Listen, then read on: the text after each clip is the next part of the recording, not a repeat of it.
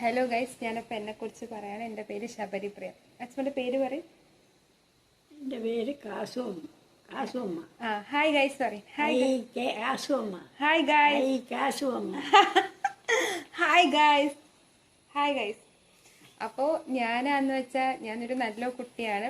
എന്നും രാവിലെ 5:30 എണീക്കും അല്ലേ? എണീറ്റ പാടെ കുറച്ചും ഇങ്ങോട്ട് വെക്കും. ഞാൻ രാവിലെ 5:30 എണീറ്റിട്ട് അപ്പം തന്നെ കുളിക്കും അല്ലേ? അപ്പം തന്നെ കുളിച്ച് വിളക്ക് വെക്കും അമ്മ. വിളക്ക് വെച്ച് അപ്പൊ പ്രാർത്ഥിക്കും. പിന്നെ വീട്ടില് ചോറ് കറി എല്ലാം ഉണ്ടാക്കുന്നത് ഞാനാണ് ഗൈസ് അല്ലേ? ആരാ ഉണ്ടാക്കണ? ഞാൻ. ആരാ ഉണ്ടാക്കണ?